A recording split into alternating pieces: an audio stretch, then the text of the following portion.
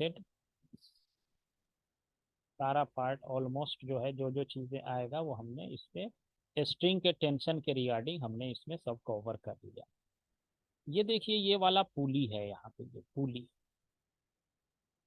ये है पुली।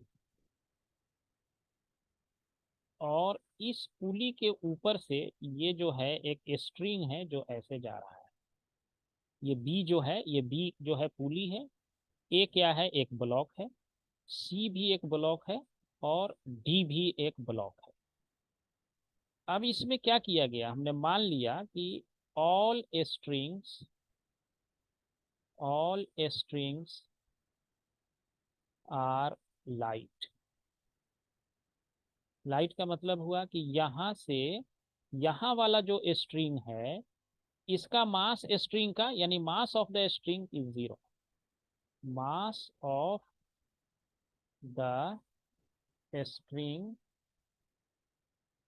Is zero, यानी मास इसका जूम कर लिए, यानी कि यहाँ से ए से बी तक का भी मास जीरो है। इस पुली से लेकर के सी तक जो स्ट्रिंग अटैच है वो भी जीरो है मास। और सी से डी तक जो स्ट्रिंग अटैच है उसका भी मास क्या है, जीरो है। अब देखिए यहाँ कितना टेंशन है, T1 जो है ये है, टेंशन है between block A and pulley B. उसी तरह से हमारे पास T2 जो है, ये T2 क्या है, टेंशन है between block C and pulley B. Pulley B के बीच, सी और इसके बीच है। T3 हमारा जो है ये है, टेंशन है between block C and block D.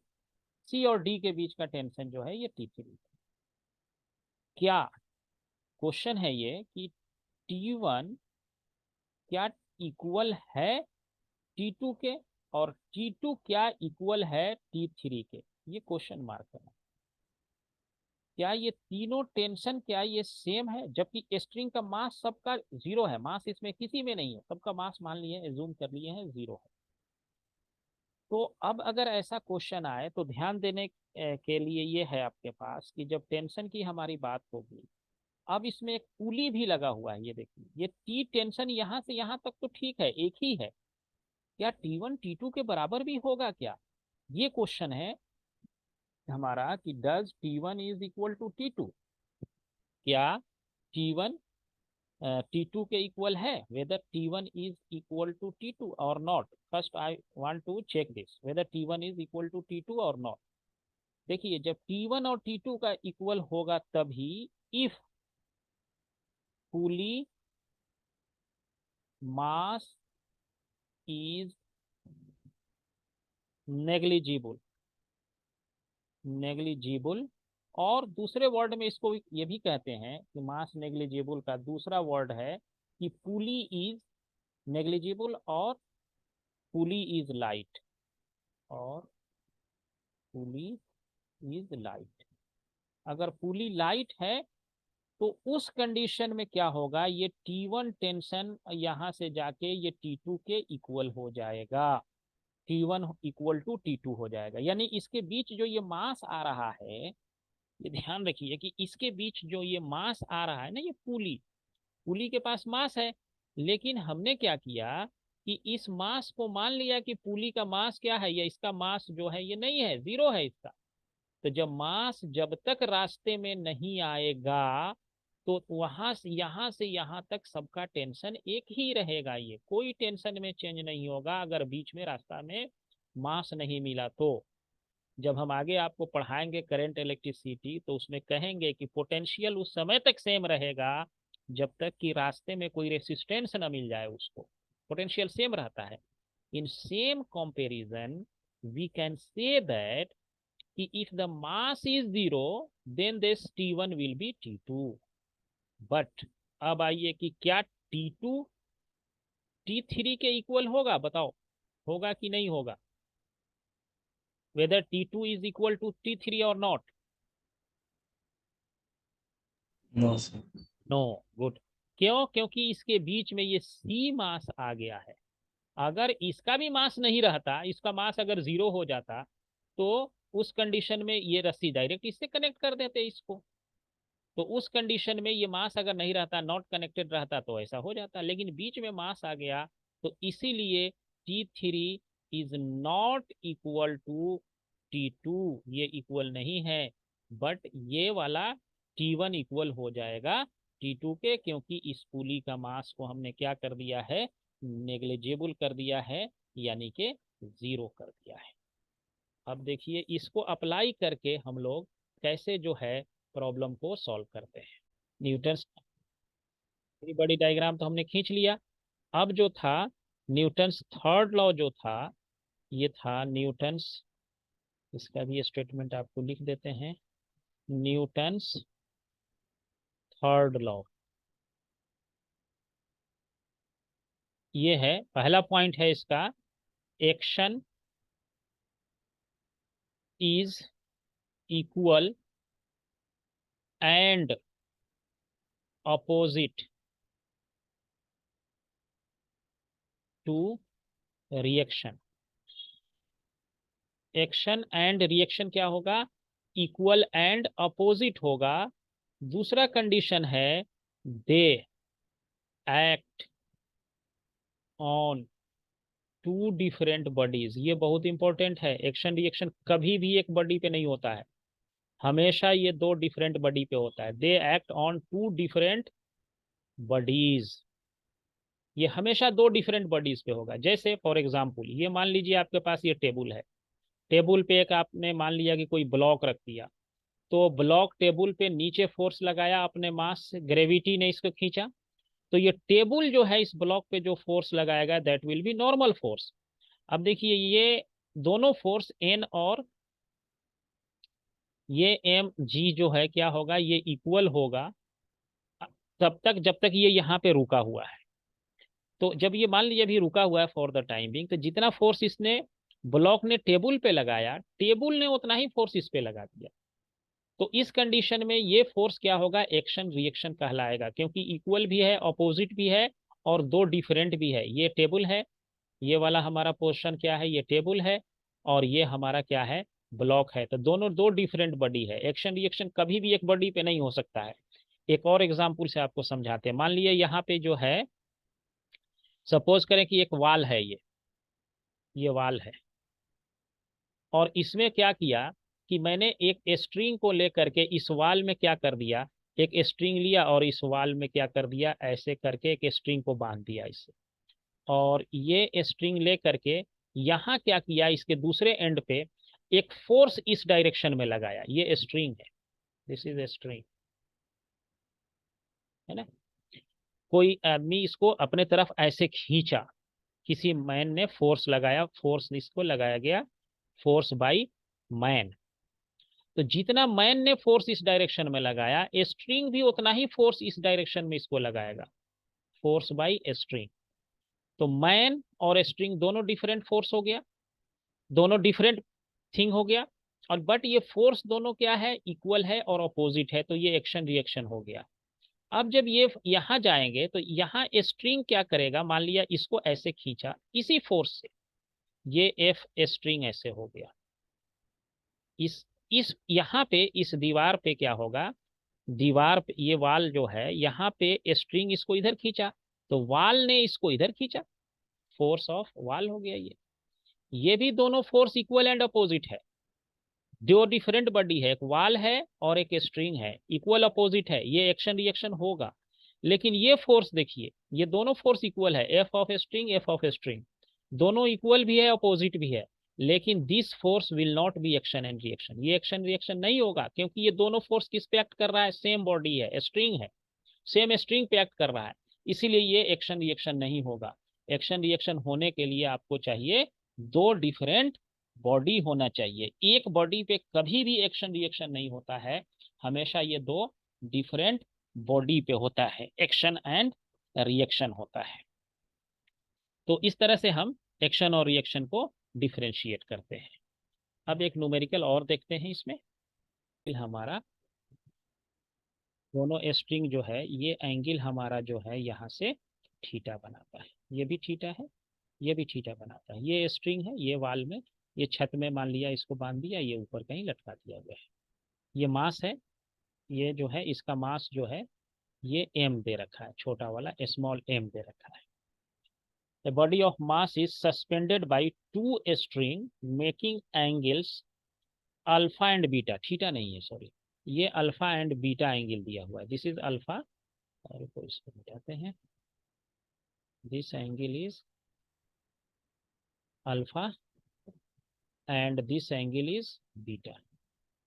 ये ऐसा इसको सस्पेंड किया हुआ, alpha and beta with the horizontal. Find the tension in the string, string में टेंशन निकालना है। अब देखिए इसमें जो है स्ट्रिंग है हमारे पास, फिर से एक बार क्वेश्चन और हम पढ़ देते हैं आपको कि ताकि ये रहे। बॉडी ऑफ मास m है, ये m मास का एक बॉडी है, इसको सस्पेंड किया हुआ है थ्रू टू स्ट्रिंग। ये नहीं कह रहा है कि दोनों स्ट्रिंग कैसा है, ये नहीं, सीधे स्ट्रिंग कह दिया है। तो इसमें टेंशन, इसमें टेंशन नेचुरली डिफरेंट होगा। तो दो स्ट्रिंग को, इसके एक मास को लेके यहाँ पे हैंग किया हुआ है। Find the tensions in the string, find the tensions in the string, find the tensions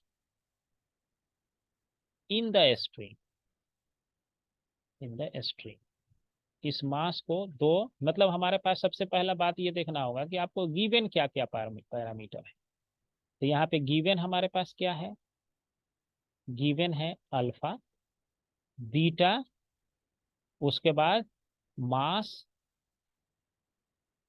M, ये तीन चीजें आपको दे रखी है।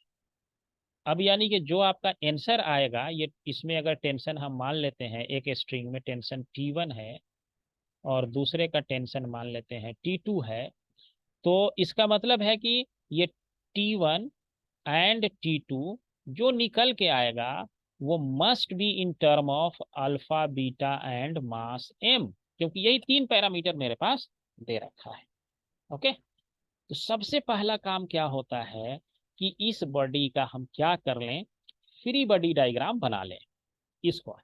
तो इसका फ्री बॉडी डायग्राम जब आप खींचेंगे तो ये एक मास यहीं पे खींच देते हैं, इसका एक कंपोनेंट इधर ब्रेक करेंगे, T1 कॉस अल्फा 1, एक वर्टिकल डायरेक्शन में हो जाएगा इसका T1 साइन अल्फा, अल्फा 1 नहीं अल्फा, और दूसरे का भी जब हम खींचेंगे फ्री बॉडी डायग्राम इसका, तो इसका एक कंपोनेंट हो जाएगा T2 कॉस बीटा, और एक वर्टिकल डायरेक्शन में हो जाएगा T2 sine beta. Sign beta हो जाएगा। और एक इधर नीचे कौन सा लगेगा, ग्रेविटी का पुल m×g। अब इस पे जितना फोर्स m पे लग सकता था हमने सारे फोर्सेस को लगा दिया। और ये बॉडी क्या है, body is at rest, body में कोई मोशन नहीं है। तो इसको अगर पॉइंट मास भी लेके अगर खींचे हम, कोई दिक्कत नहीं, इधर लिख देंगे T1 कॉस अल्फा, एक फोर्स इधर लग रहा है इसमें T2 कॉस बीटा, एक इसका फोर्स नीचे के तरफ लग रहा है ग्रेविटी का पुल mg, ऊपर के तरफ देखिए दो फोर्स लग रहा है T1 साइन अल्फा, और एक लग रहा है T2 साइन बीटा, और इधर एक लग रहा है T2 साइन बीटा। तो सारा फोर्स इस मास पे हमने दिखा दिया, ये सारे फोर्स लग रहा है, इसमें कोई मोशन नहीं है, all bodies are at rest. इसमें बॉडी कैसा है, रेस्ट में है, कोई मोशन नहीं है इसमें, देखो ये रेस्ट में रुका हुआ है बॉडी। तो अब क्या करेंगे इसमें कि जब फ्री बॉडी डायग्राम तो खींच दिया, अब horizontal equilibrium and vertical equilibrium की बात करेंगे। फॉर हॉरिजॉन्टल इक्विलिब्रियम, क्योंकि जा नहीं रहा है कहीं ना, तो इक्विलिब्रियम है, यानी कि हॉरिजॉन्टल फोर्स कौन सा लग रहा है, एक फोर्स इधर लग रहा है ये वाला, दूसरा वाला इधर लग रहा है, लेकिन ये हिल नहीं रहा है कहीं पे। इसका मतलब है कि ये दोनों फोर्स क्या है, इक्वल है और अपोजिट है। देख लो T2 कॉस बीटा माइनस अगर हम कर दें T1 कॉस अल्फा, ये जीरो हो जाएगा। Mass into acceleration m equal to m into A is zero, कोई मूवमेंट नहीं है इसलिए जीरो हो गया। तो इसका मतलब हुआ कि T1 cos alpha must be equal to T2 cos beta. इसको इक्वेशन नंबर 1 दे देते हैं। ओके, उसी तरह से इक्वेशन नंबर 2 भी लिख दीजिए। सिमिलरली फॉर वर्टिकल मोशन, क्या लिखेंगे? For vertical motion, for vertical equilibrium, for vertical equilibrium क्या होगा? ये आपका हो जाएगा वर्टिकल इक्विलिब्रियम में, देखिए ऊपर के तरफ दो फोर्स लग रहा है, यानी कि T1 sine alpha plus T2 sine beta, ये एक हो गया। और नीचे क्या लग रहा है? -mg equal to m into zero. Acceleration नहीं है तो रुका हुआ है, मास इंटू जीरो, तो ये जीरो हो गया। अब इसमें देखिए आपके पास कितना इक्वेशन है? दो इक्वेशन है और दो अननोन है इसमें। जितना इक्वेशन होना चाहिए उतना उतना अननोन है तो सॉल्व हो जाएगा। अब दो इक्वेशन बना हमारे पास और दो अननोन है, यानी कि हमारे पास यहाँ बन गया T1 sine alpha plus T2 sine beta equal to m into G हो गया। ये तो जीरो रहा, m इंटू जी इधर ऐड होके ये आ गया हमारा mg हो गया। जीरो प्लस mg हो जाएगा। अब यहाँ से किसी एक का वैल्यू निकाल के इसमें डाल दो, किसी एक का भी डाल सकते हैं। मान लिया यहाँ से अगर हम T2 का वैल्यू देखें तो T2 हमारा, इसको लिखते हैं T1 sine alpha plus T2 के जगह पे यहाँ से वैल्यू लिखेंगे T2, तो वो क्या हो जाएगा? T1 multiplied by cos alpha divided by cos beta. यहाँ से देखो ये डिवाइड हो जाएगा इधर, तो cos alpha divided by cos beta, और T1 यहाँ रहा, तो ये T2 का वैल्यू आपको हो गया। और यहाँ का ये साइन बीटा तो लिखेंगे ही लिखेंगे ना, sine beta equal to m into G हो गया। अब यहाँ देखिए T1 का हम कॉमन ले लेंगे दोनों से, तो हमको इसका वैल्यू निकल जाएगा। तो T1 कॉमन ले लीजिए दोनों में से, T1 कॉमन लेके और इसका एलसीएम भी ले लेते हैं इसको। Cos beta into sine alpha plus sine beta into cos alpha divided by cos beta equal to m into G हो गया ये। अब सॉल्व कर रहे हैं, सिर्फ कुछ नहीं कर रहे। देखो sine a into cos B, उसी का यहाँ पे sine b into cos A हो गया है। देखो ये सेम चीज है, यहाँ अल्फा जिसका साइन में है वही अल्फा यहाँ कॉस में हो जा रहा है, यहाँ बीटा जिसका कॉस में है वही साइन में यहाँ हो जा रहा है। तो इस तरह से हम इसको क्या कर सकते हैं? एक तो कंडीशन ये है कि और भी तरह से आंसर लिख सकते हैं, कोई इसमें ये नहीं। T1 मल्टीप्लाइड बाई, इसको हम लिख सकते हैं sine alpha plus beta equal to mg into cos beta, और T1 इक्वल टू हो जाएगा m into G into cos beta divided by sine alpha plus beta. अब देखो हमको तीनों पैरामीटर नोन है ना, बीटा नोन है, अल्फा नोन है, मास नोन है, तो T1 निकल जाएगा इससे। अगर न्यूमेरिकल वैल्यू इसका दिया रहता तो T1 हम बहुत आसानी से निकाल लेते इसका, ये निकल जाता। उसी तरह से जब T1 ये निकल गया तो हम T2 भी निकाल सकते हैं कि नहीं? T1 हमारे पास ये निकल गया, अब हमारे पास T2, हम T2 कैसे निकाल सकते हैं? T2 का रिलेशन देखो, इक्वेशन 1 में क्या लिखा है, यही है equation 1। T1 cos alpha equal to T2 cos beta. अब लिखेंगे बट वी हैव